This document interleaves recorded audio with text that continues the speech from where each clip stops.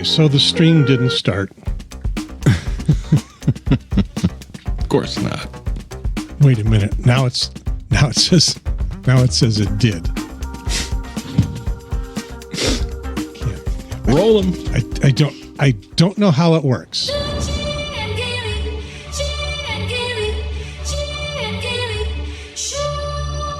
Once upon a time I was the and there's that tight board I'm famous for. I used to be a radio guy. What happened to me? I'm just another idiot with a pod.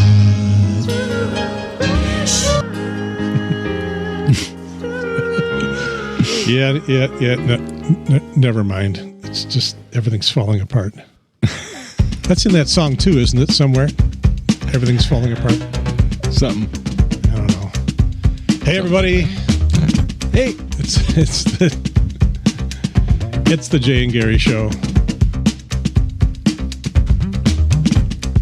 episode 11, CancerCast number 3. Go ahead and read the second part of the title. Gut punch. Gut punch. Gut punch. Pan can. Yeah. So apparently things started properly, and then I just couldn't tell because I wasn't looking at the right thing. Yeah, well, this is why you got fired so many times from pushing buttons. Not from the video part. Yeah, well, that's because I was an editor and not a live technical director. Because an editor can make all the mistakes he wants. Yeah. And then correct them later.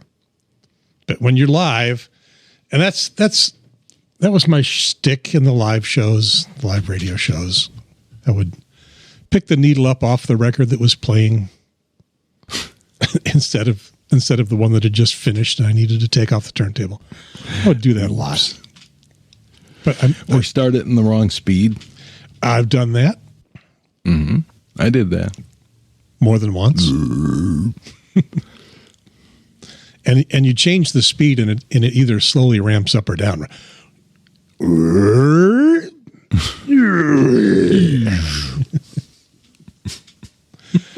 But then you could start the 33 version of Bruce Springsteen's I'm on Fire in 45 and it would sound just like Dolly Parton.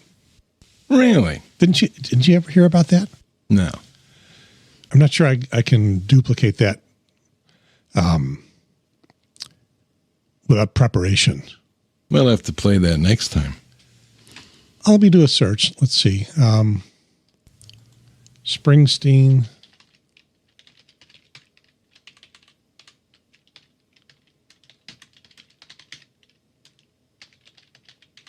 Springsteen, I'm on Fire, double speed. Let's see if anybody's done that out there. I see. You're going to get us kicked off again in Russia. I see sped up and reverb extended. Well, no, that's Reddit played at 45. That won't be a. Mm-mm. I mean, here's somebody talking about it, indicating that I'm not crazy. Bruce Springsteen's I'm on Fire sped up sounds like Dolly Parton. But, well, let's try this for next time. Let's try this one where the guy says sped up and reverb and see what plays. Yeah, that's going to be it. You be the judge. Here come the judge. This is an old meme. It's been around forever. You're gonna laugh. Oh no, it's not sped up enough. No, it's that not sped doesn't up sound enough. like Dolly Parton. No, not sped up enough. Well, yep. Thank you for playing. Collect your lovely parting gifts on the way out. Okay, so the name of the show, CancerCast number 3. Gut punch. Came in just at the right time there that time. You're trainable. I'm good. I'm okay.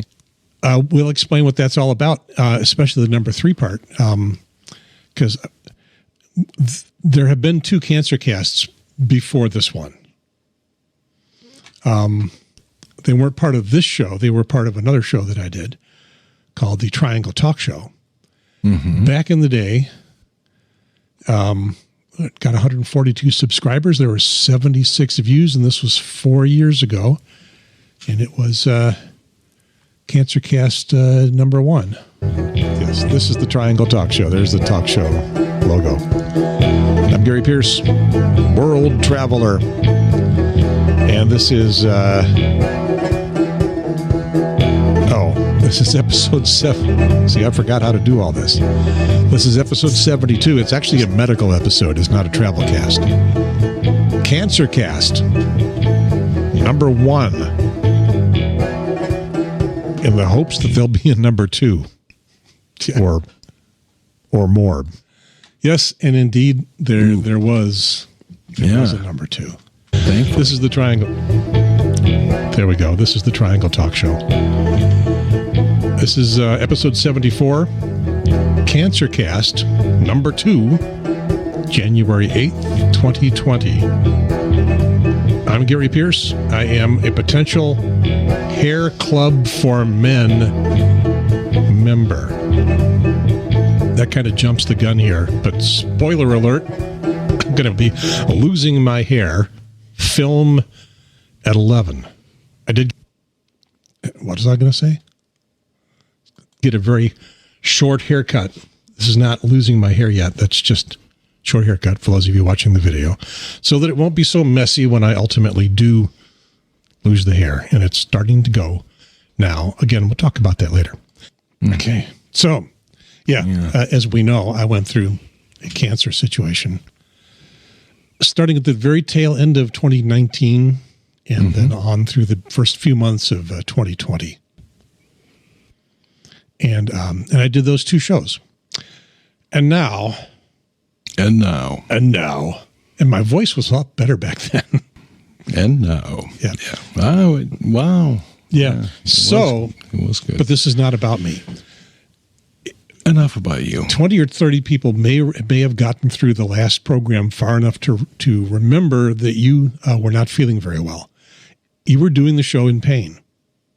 Yeah, I was. And you were living in pain and not able to sleep and things like that. We didn't know what it was yet. Yeah, and you were speculating that it was one of 2 things. Yeah, it could have been this gastroparesis. I think that's what it was. Or gallbladder problems. Turns out it was neither one. No. And so I'm growing my hair long because I don't care if it gets messy.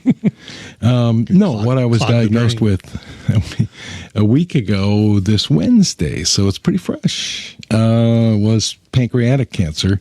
Oh, wait a minute. This sounds like news. Hang on a second. It is.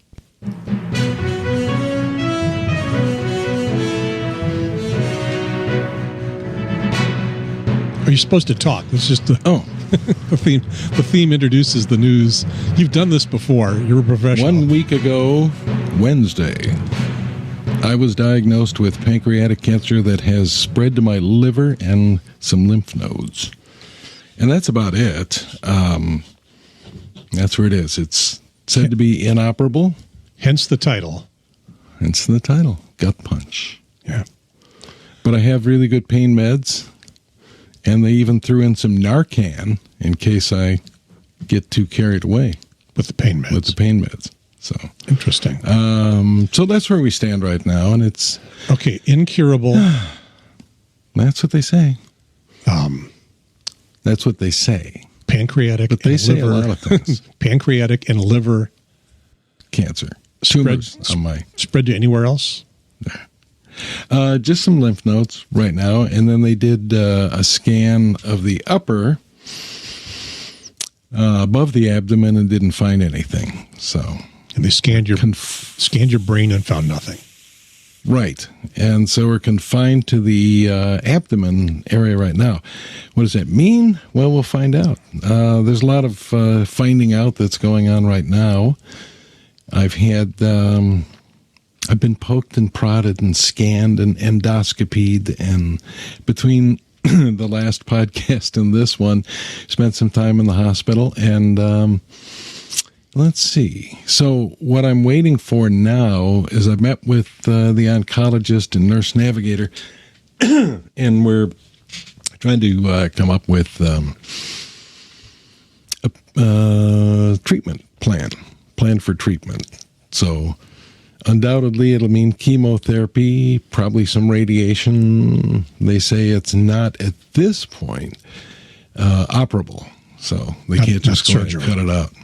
Yeah, and they rarely go in and cut out all of cancer. They'll cut out as much as they can, but and so we don't know exactly what it's pretty early in the call right now to figure out what exactly is going to happen, but we're waiting on the big call, and that'll be the big treatment place. So I'm not going to say what it is unless I get accepted. So okay, yeah, you're casting about for some of the big. What's the oncology situation in Champaign? I mean, do they promote themselves as excellent oncologists? Yeah, it's not bad. It's good. The two that I've dealt with so far are great. But we have a friend who has friends, and so we connected with those friends for getting into a bigger place. And the network of friends is great. Been a lot of help. And so so it looks like I'm going to get into a bigger one not too far from here. And so we're just waiting for the call. The nurse navigator, the oncologist or nurse navigator, one of the two, said Friday I should be getting a call. So we'll see. And then they will work together and coordinate how they want to do this. So whether we go someplace and stay or whether we can do stuff from here under their direction. So that's about all I know right now. So I've had a genetic test. People won't want to know many things. So, I've had a genetic test. So we know if my kids and grandkids have an elevated chance of this. Do you have the results of that test? I have results of the blood tests, but I don't know how to read them, so I'll find out this week. And I meet with. So they haven't analyzed them for you. No, not yet. I just had that done Friday, and so Tuesday. As a blood relative of yours, I may be interested in those results as well. Yeah, you might. And so tomorrow's Tuesday, right? So tomorrow I go in. Today, by the way, is Memorial Day. Yes, that's right. So I go in and meet with a surgeon about installing a port, so they can just plug into it and inject this stuff. So I had that done. If anybody wants to go back to watch the CancerCast number 1 and 2, the website. Oops, wrong button. The website is long gone for the Triangle Talk Show. The audio podcasts are no longer available, but the YouTube is still there and will be for as long as Google is willing to keep it going. And so you're looking for TTS 72 CancerCast, and then apparently I can't stay consistent in how I name programs. The second one is CancerCast number 2. I'll put a link to that in the on our website and maybe in the YouTube description here. I talk about that port in some depth because they're going to put volatile chemicals into your body, chemicals that are designed to kill things, and they don't want it just kind of circulating through where they would normally stick some medicine into a vein. The port, which sits right about here above your heart, it doesn't go directly into your heart. It actually runs up into your neck and then down a little bit, but it literally then pours all those volatile chemicals into your a vein that is leading directly to the heart, big vein going right to the heart, because they want that stuff to get pumped around fast and not sit in any one spot, apparently just kind of leaching away at whatever it's sitting next to. So this sounds delightful. I really, say I'm fortunate, but I am fortunate that you've gone through this. It's not fortunate that you went through this, but I do get a little heads up of what. You're hearing from lots of other people. Yeah, I've got a really good friend who is a really good friend who is going through the same thing I am, and it's been over 10 years, and she's still doing battle with it. But I guess the word cure is not put in here. But they don't use the word cure. No, living with it, and living with it well. So having successes along the way. I guess this is the way I feel. I've been given a prognosis a number of years for life expectancy. And my feeling is 3 to 5 years is what it is. And so my feeling is this: if we can keep kicking the can down the road, that's the gut punch. Yeah, it is. That's a hard one. That's a hard one. Tumors on your pancreas and liver weren't as hard as, you have an 8% chance of being alive in 5 years. Yeah. 5 years. So that's hard. That is hard. I'm not going to. They're calling it stage 4. So, yes, stage 4. So, and I think that there's only 5 stages. Is that right? Yeah. So I'm learning a lot. I'm on some support groups. But friends, who are going through this, I'm finding people who are going through this, or who know people who are going through this, and who know people who have. And so that's a big support network, and I really appreciate everybody being there. I think this is it's weird to say this, but this is, maybe it should be harder on me right now, but it's really hard on my friends and family. Really hard. And, I got to say, Melissa, my wife, and my kids, Dale, Manon, and Sarah, grandkids are too young. But anyway, this is hard on them, and I really appreciate their help through this. They're all wonderful and very supportive of whatever I need, whatever we need to do. Very supportive of Melissa, who is my rock. She has my med schedule, which, by the way, in 40 minutes I have to go take meds. So we got to wrap it up by then. So, okay. Yeah. So anyway, a speedy show today, but I just want to say, man, she's a rock. Her parents are rocks. They're here. Friends, close friends are just, been here and outpouring of support. I just talked to a friend, Joe, who called, and I can't take all the calls because I'd be on the phone all the time. And I know that sounds awful, but I will get back to you eventually. Things are just hectic right now. I had 40 impatiens to get planted this morning, so I had to do that. Being outside. They were impatient. Yeah. You got to make that pun. Come on, you got it. But there's no T at the end of impatience. So it's a different word. Anyway. They were impatient. You can have a cup of tea if you want. So you're bad. I had to get them planted, and I did. They're done. And so, I got stuff to do. I got to mow the lawn later. I got life goes on,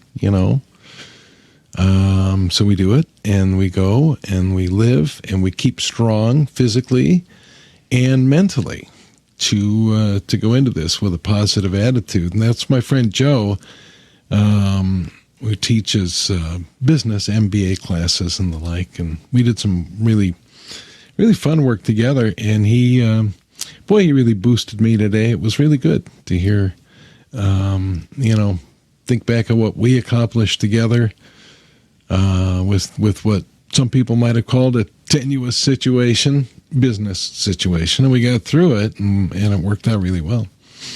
Which one of the many radio stations that you were at was this one. It was WVIK, and Joe came into our lives, and we, how often do you have a guy like him come into your life? When we were trying to get the radio station on the map and trying to raise its profile in the community and let people know we were there and we were a player for sure and legit, and get people to invest in us. And Joe comes along, and Joe had been up in the executive ranks in marketing with Coca-Cola and Sara Lee, and happened to be in the Quad Cities, and I knew his wife, and so the networking goes along. And Joe comes on our team and leads us through a marketing and development plan, which is something a lot of stations don't have and should. So anyway, we put that together and then started following that. And and weren't afraid to go out and toot our horn and become a part of things in the community. All this time I thought you were the genius behind their success. I am not a genius, except for at the trivia machine at Boobies in Carbondale, and occasionally on Blossom, the New York Times word game. But I have a way of not being afraid to meet people and talk to them and bring them on the team and bring the expertise to the table. It doesn't all have to be mine. As long as I can get people to the table that can provide the expertise. And then take the credit for everything that they've done. I don't take the credit for everything they've done. I give the credit to everybody who works on it. You just did that when you talked about what he did. So he did. Yeah, what he did. Yeah.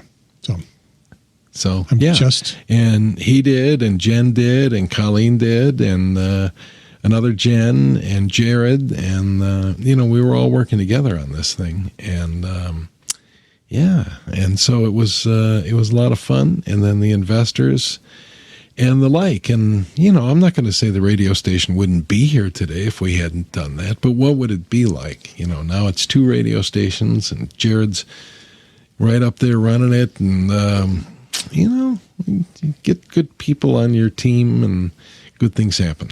So when you started there, it had been on the air for a long time.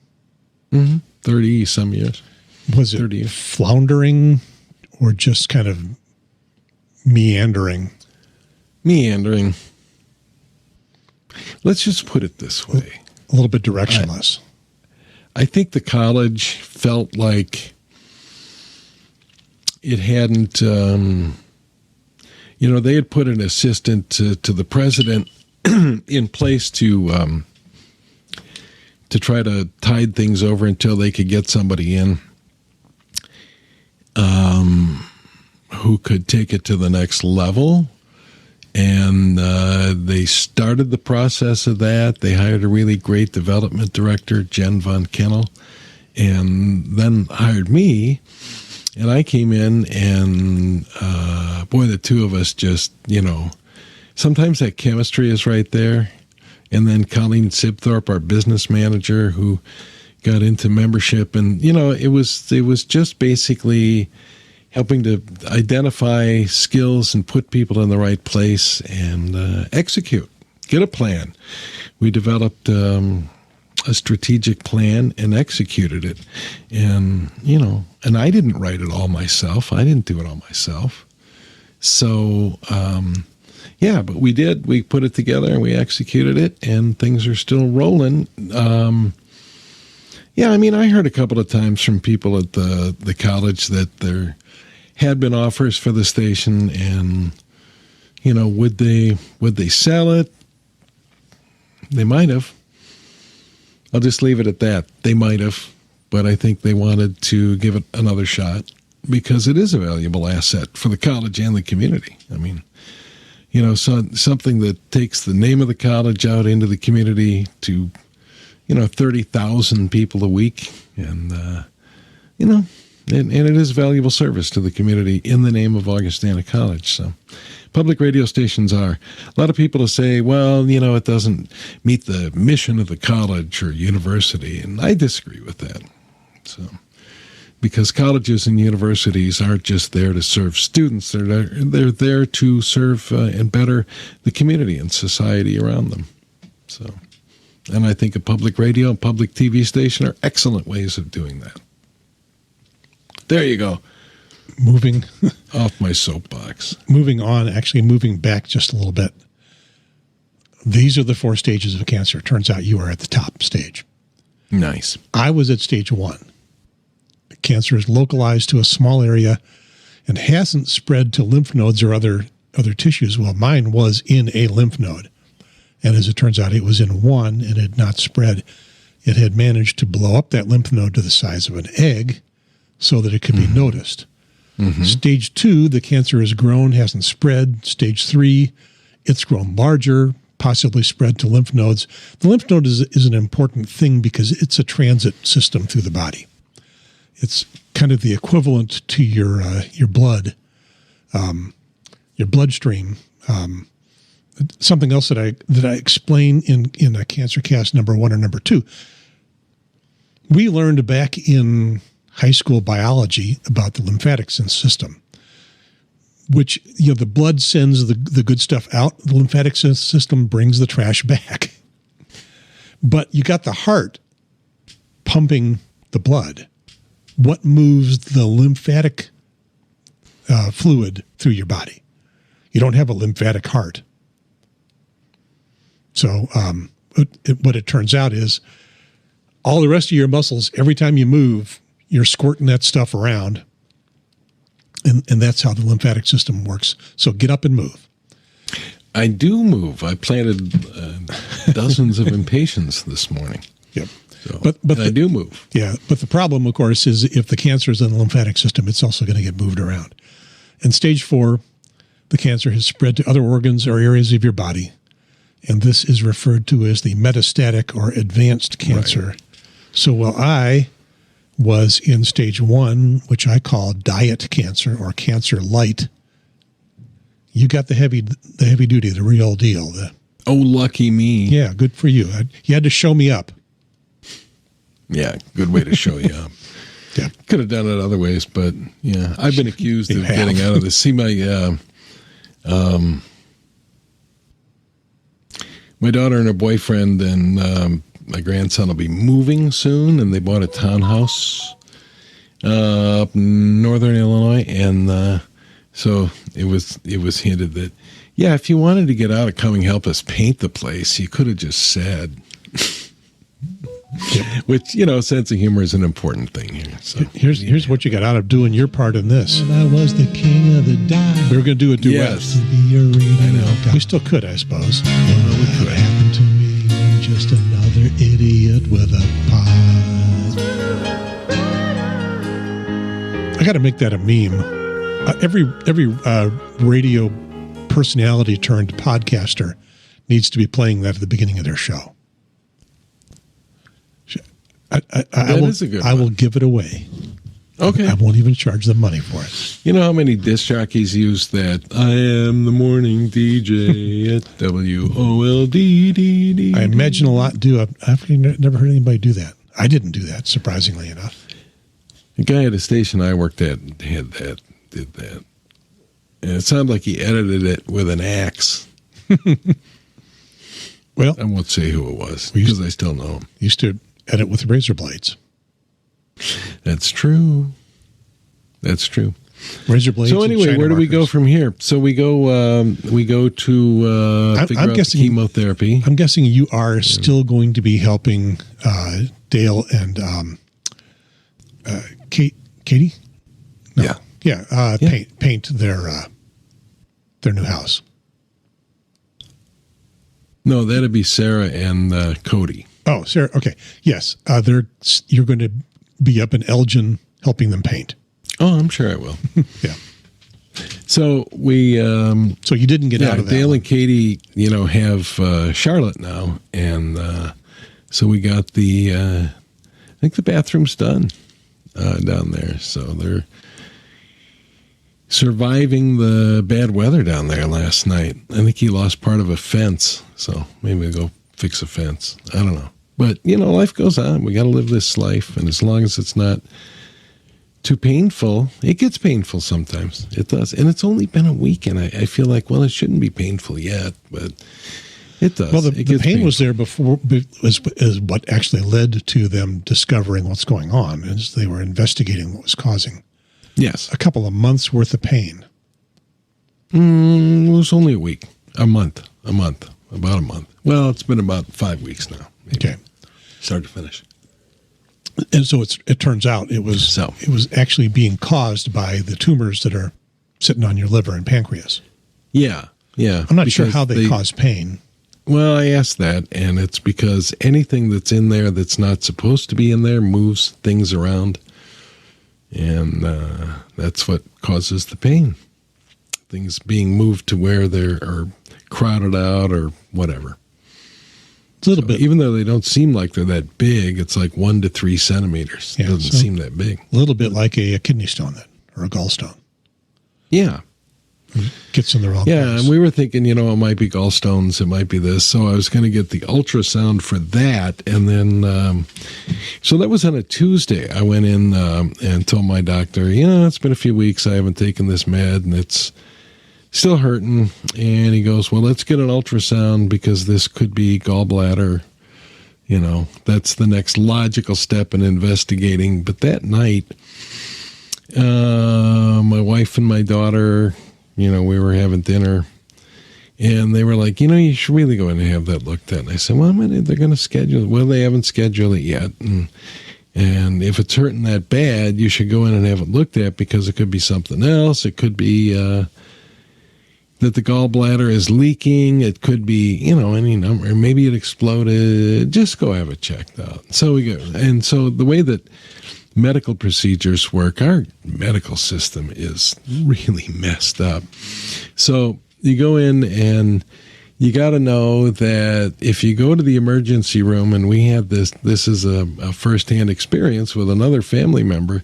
If you go to the emergency room, they're going to wait until your insurance company gets back to you on whether they're going to do any scans or not, and yada, yada, yada.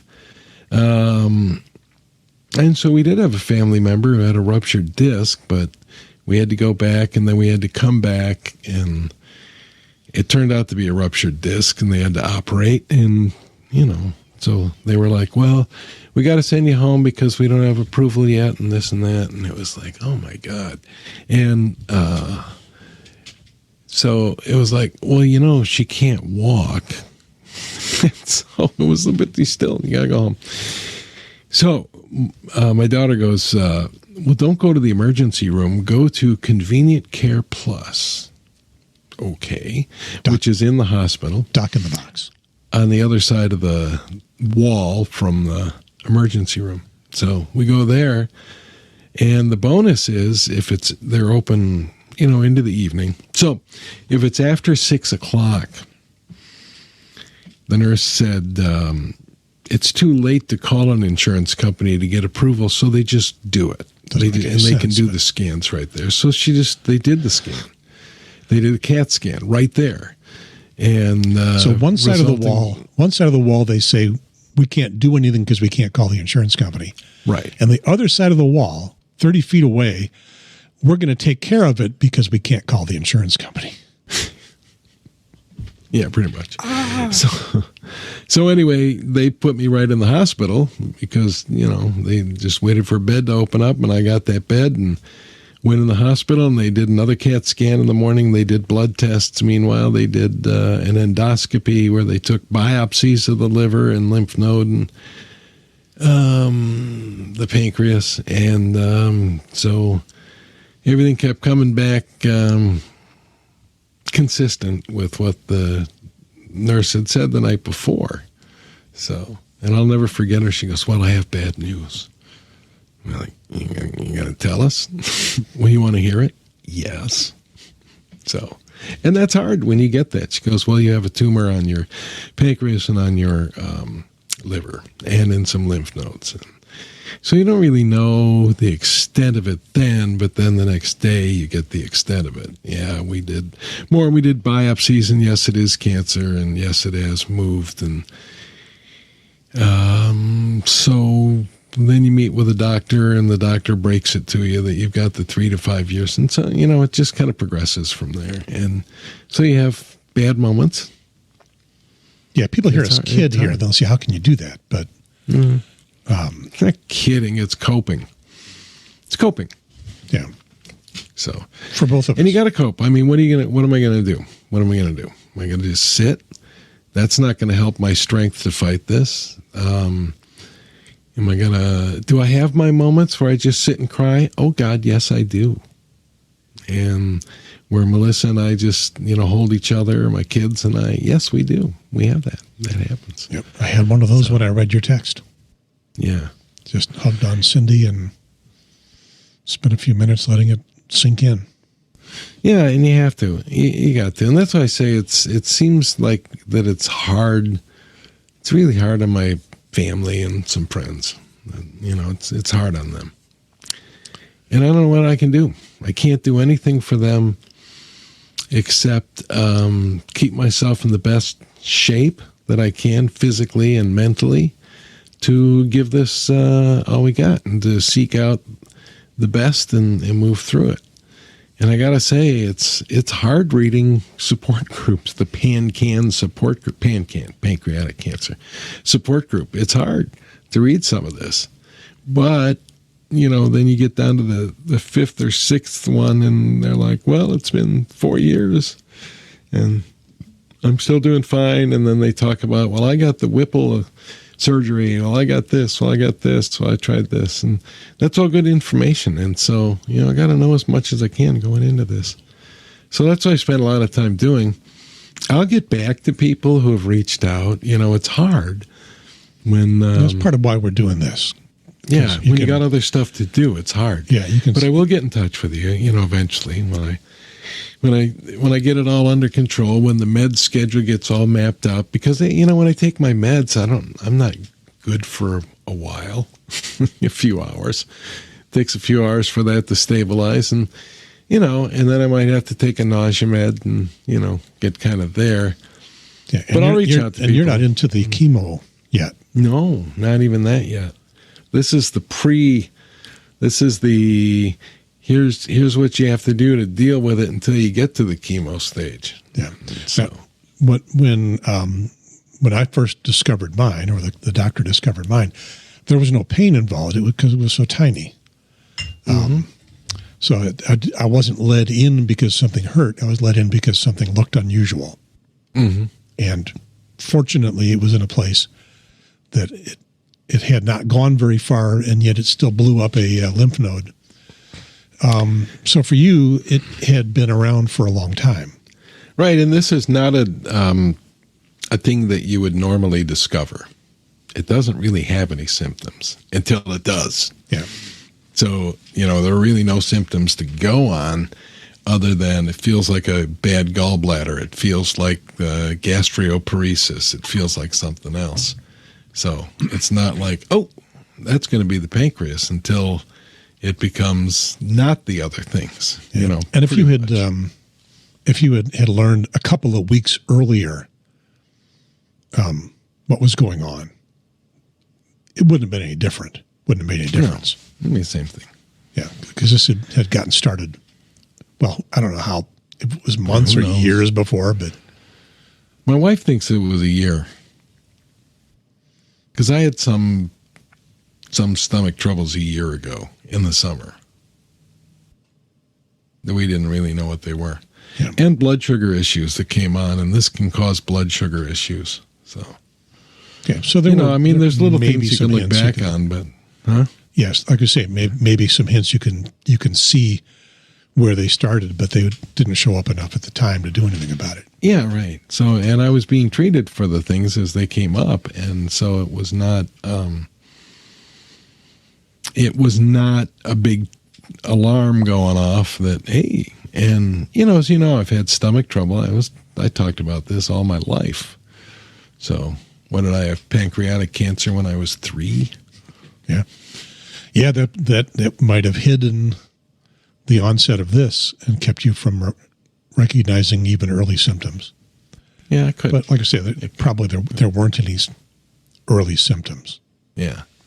But I'm glad it's, I guess it could be, it's not spread all over the place. And I don't really know how to interpret that. They say that they can't operate because it is spread. Well, it doesn't seem like that's a long way to spread from the pancreas to the liver, but, lymph nodes involved, we'll see. There was nothing in the upper chest area, so that's cool. So do we go on the chemotherapy and try to stop the spread or kill the things that are spreading or that have spread, and then do radiation to shrink the tumors? We'll find out if that's the strategy. If it is, can they shrink to the point where, we can operate now? I don't know the answer. Some people have had that success. Others don't. Everybody's different. So we'll just, go and try to get in the best hands we can and go from there and let you know how it goes as it goes. Yep, and maybe you'll qualify for some advanced experimentation. Are you interested in experimental stuff? Yeah, and that's pretty much where why we want to go to, and my oncologist here agrees, that's why you want to go to a bigger place, research place, so that, if you have the opportunity to get into a trial or an experiment, you can. And I'm totally open to that. I mean, why not? Anything you can do to boost your chance or kick the can, as I say, down the road a little bit. 3 to 5 years is a long time when it comes to discovering new things in medicine. Yeah, especially with the application of AI that they're putting into it now. Yeah, and so we'll see what happens. So I don't want to be overly confident, but I want to be optimistic, I mean, what's the alternative? So we'll be optimistic. Yeah. If the worst happens, it was going to happen anyway, So we'll go and we'll see what happens. I think that what I told the doctors was this: yes, I do want to go as far as we can, but if it becomes ridiculous and there's no hope, and I'm sitting there in my underwear in a diaper drooling on myself, I don't want to go there. That's not the quality of life. So, but, short of that, let's give it a try. Why not? It will be interesting to see what bridges we have to cross as we get to them. I'm guessing you have sort of a split field focus.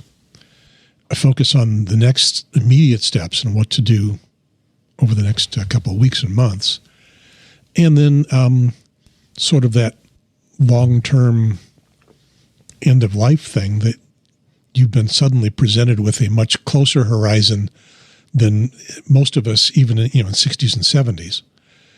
Something that I had for a very brief period when they first said, yes, you've got cancer, we don't know how bad it is. Yeah. And I went with I that. can see that. And the CancerCast #1 talks about that some, where I looked at that horizon and realized something about myself that I had never had the opportunity to realize before, and that is, it was okay. That could be. I don't think I really dwelled on that much. I haven't really thought about that. I think I'm thinking mostly in the shorter term. How do we get through this? What do we do? How do I help support family and friends through this? It may sound weird, the guy with cancer supporting them, but, you got to. I love them. And so I kind of going through that. Yeah. Well, thanks. Now I'll think about the longer term. Thanks a lot. I'd be curious when you do think about it, how that works out. Because what I was feeling was, well, if I die, I don't care about that at all. What I care about is the feelings of the people that have loved me and are left behind. And I think you're right. Very unhappy about that. Mm-hmm. But as for me, well, I'm an agnostic atheist. I don't know, but pretty much make the assumption that there's nothing once this life is extinguished. But if there is, well, okay, well, We'll find out. Move on to the next adventure. Some people will tell you, well, I'm sorry, young man, because you died with no belief in Jesus. You're going straight to hell. I don't worry about that at all. Yeah, I'm with you on that. I think we're in the same place on that. I want to make sure that all of my paperwork is lined up so that everybody gets what they're supposed to get. Yeah. And I've got some time to do that, and I've got to set aside time and work on that, because there's important stuff. There's pensions, there's a 401k, there's insurance, there's life insurance. There's stuff that I need to make sure that I've got all the I's dotted and T's crossed, so that people are taken care of when I'm not here to take care of them financially.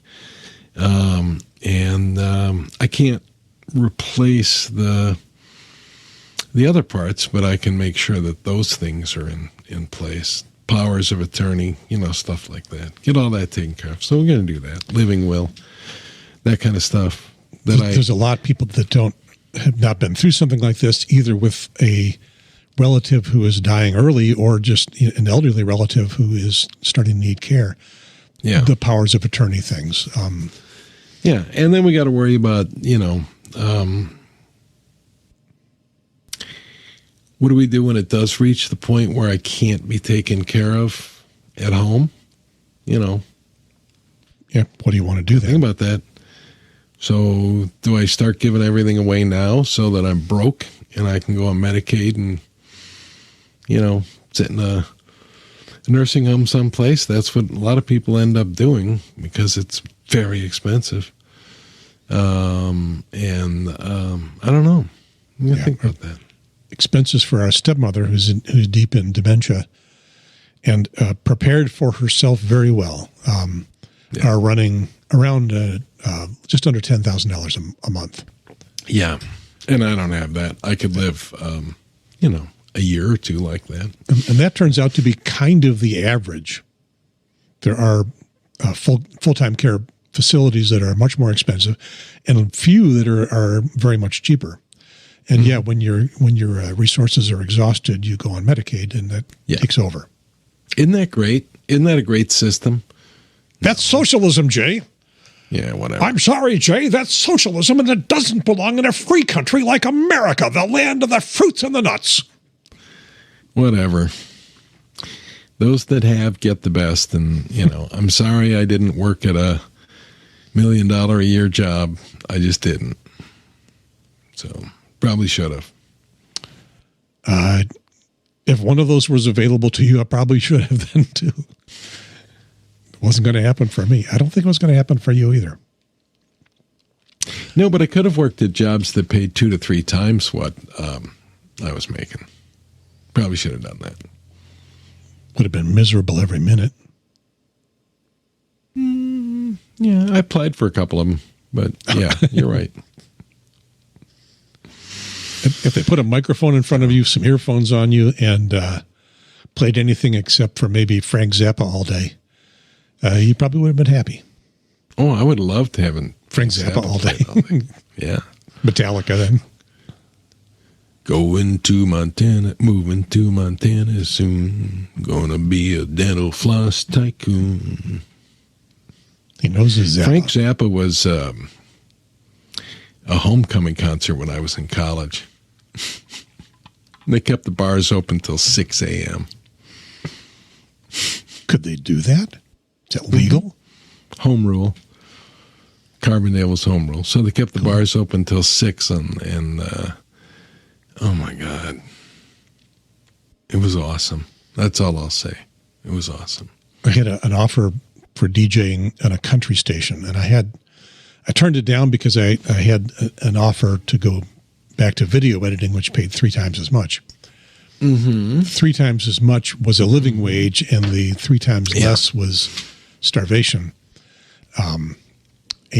Which, if you're in a medium to small town and listening to that disc jockey, I guess they really don't really have any disc jockeys anymore, do they?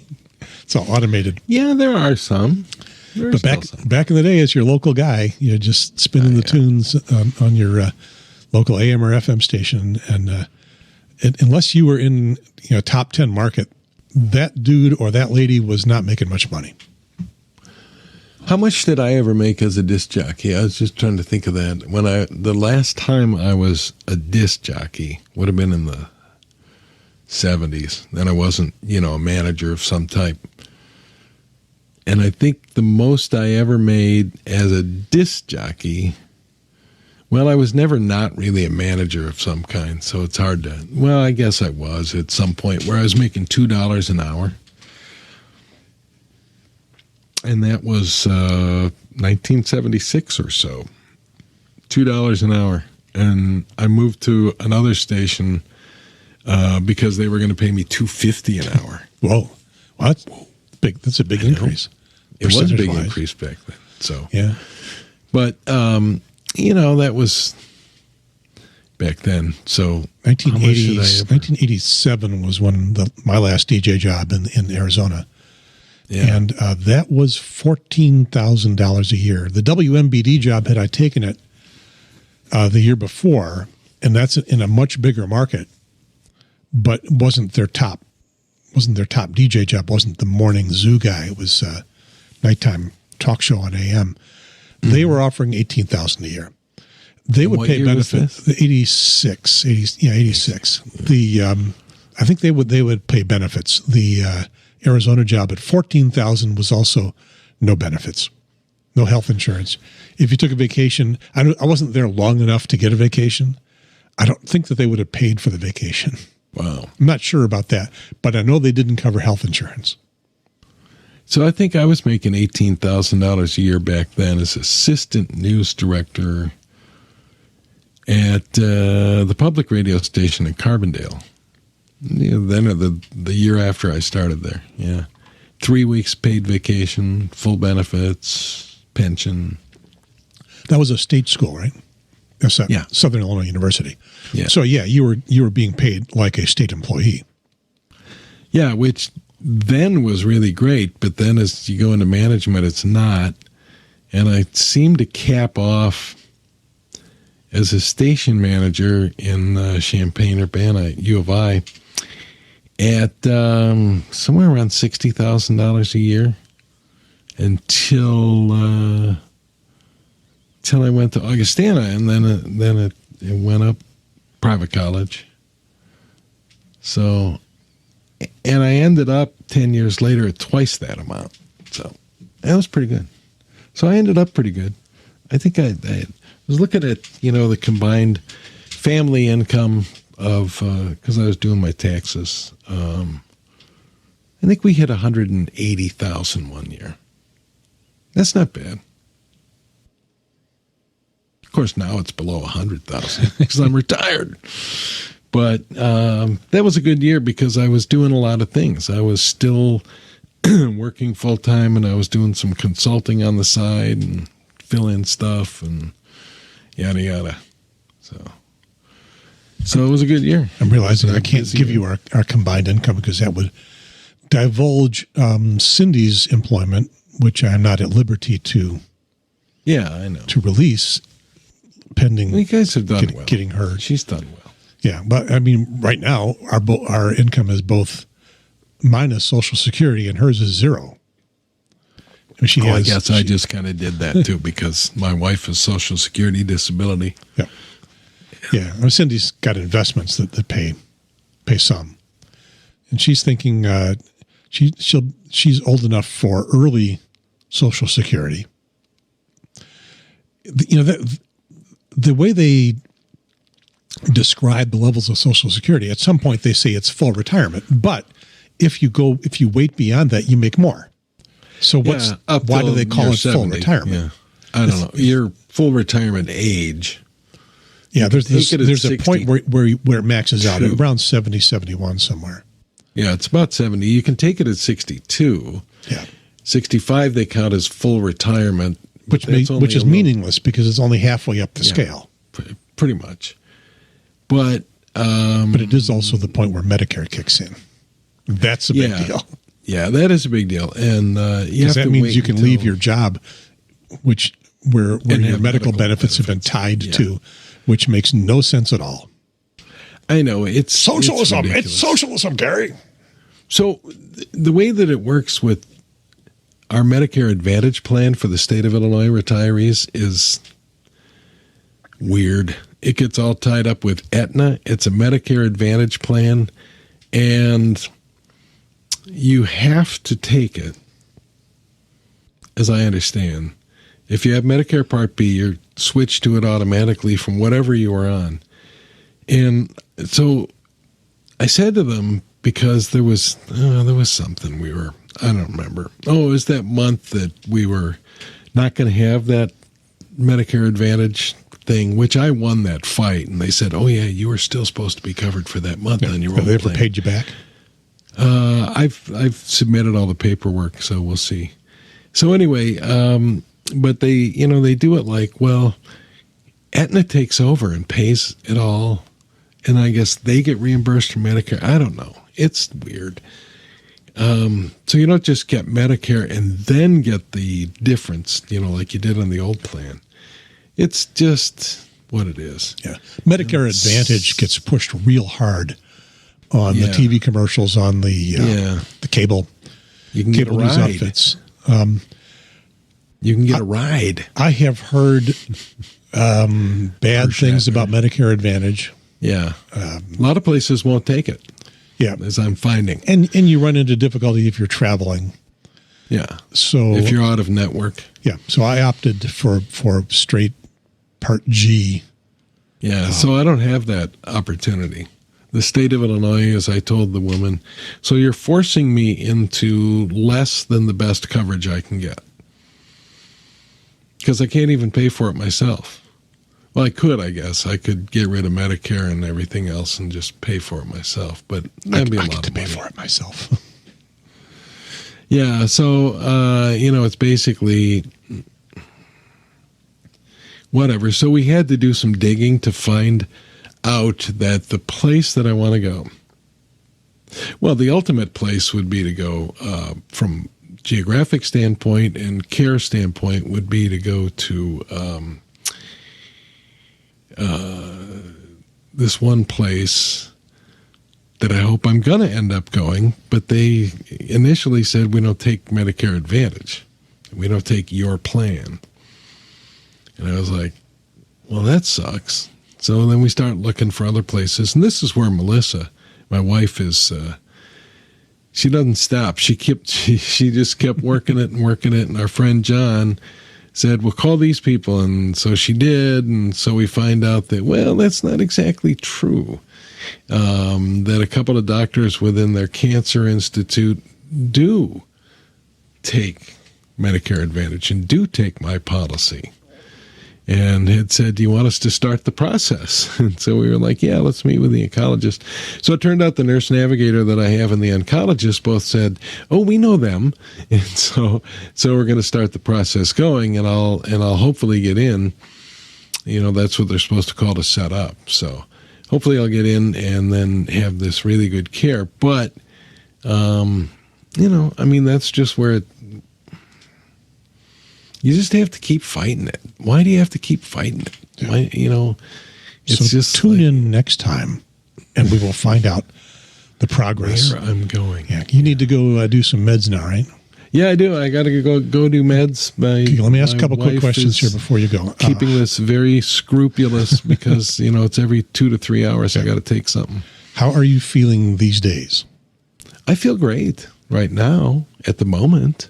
They have Saturday improved I felt your crap. Okay, so it's up and down.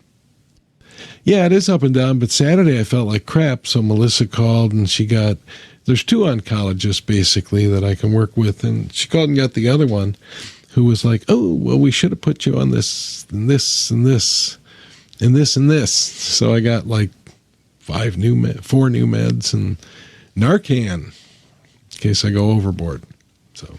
And when you started taking them, things improved right away?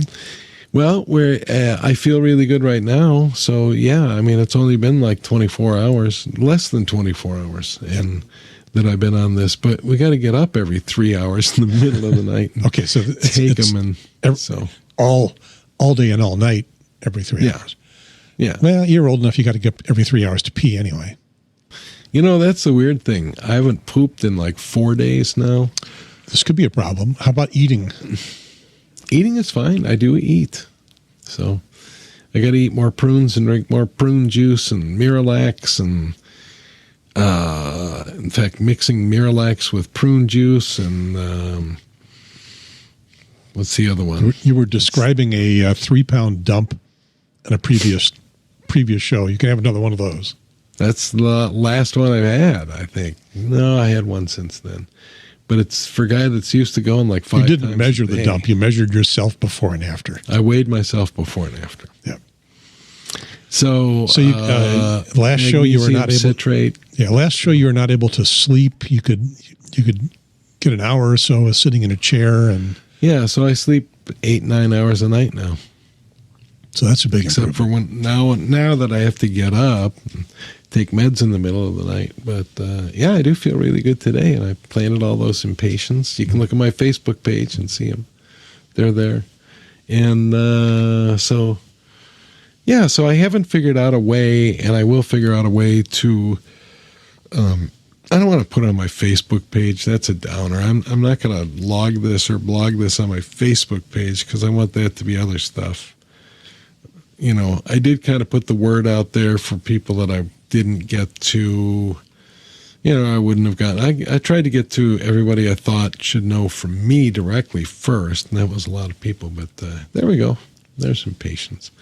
So now I got to go clean all that up.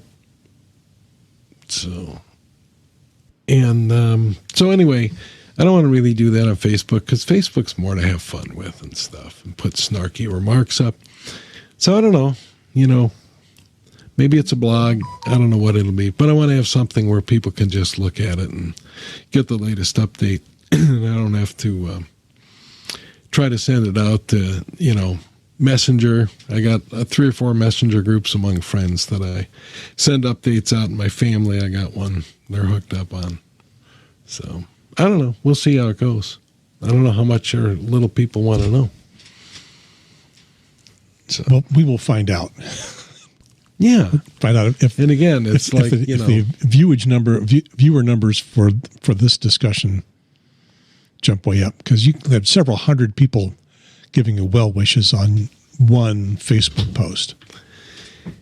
Yeah, let me see what that is. Because there were a lot, and I want to get back to everybody. I just haven't had the time to do it because, you know, we're going in, or if I had the time, I didn't have the energy. And we're going through a lot of stuff to, you know, try and deal with this. So let's see, how do I get over there?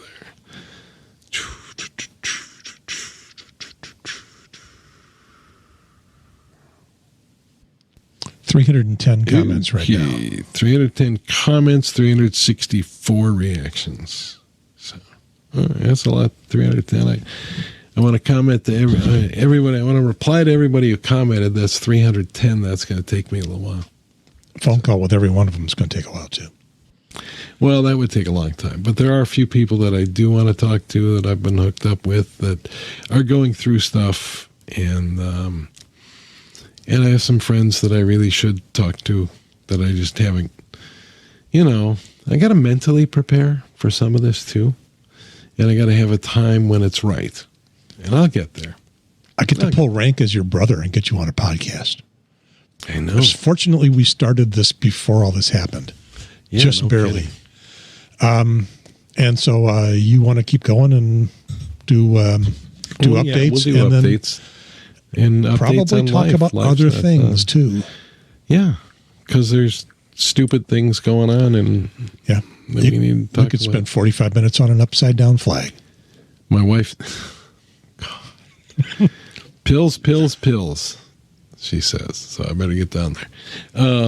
Yeah, there's an upside down flag. There's this, you know, it's in the hands of the jury. There's so much ridiculousness. So, all right, there's There's going the big away news. music. All right, that's the big news of the day. And thank you for being here with me. I love you, brother. Love you too, Jay. Let's see. What do I have? I thought I had some names. Yes, we didn't explain these names last time. To explain those names, you would have to explain our dad. Which we can't do. There was Golembuski, that's you. Yes, and JT Tuck-Tuz, that was you. Dauber Poots Pierce. So Golembuski, though, you only got Golembuski. You didn't get a whole big long addition at the end. Yeah, sorry. Golem. Well, Golem was what he, And then GP and Creepy. We had many. Yeah, there were a lot. All right. So, all right. See you whenever we do this again sometime. I've got all kinds of travel and vacations and things kind of screwing up the future schedules. We'll see when we can. And I got some chemo that'll probably screw it up, but I also have travel planned. So get over to your YouTube where you're watching this, or your podcast app. If you've got a podcast app, you're probably getting it in your feed. For those of you that are doing that. For those of you that are doing it on YouTube, click the notification bell, and you'll be told when we're doing a show. So you can either watch then or later on. You're so high tech. 12-year-old kids have this figured out far better than I do. Yeah, I'm sure my kids do. Yep, I'm sure they do too. We need them to run the show, and we'll just sit here drooling at our beer and be the AARP podcast guys. That'd be cool. All right, I'll see you. See you later on, Jay. I love you. My love to your beautiful wife. I will pass that along. Over. Thank you. And out.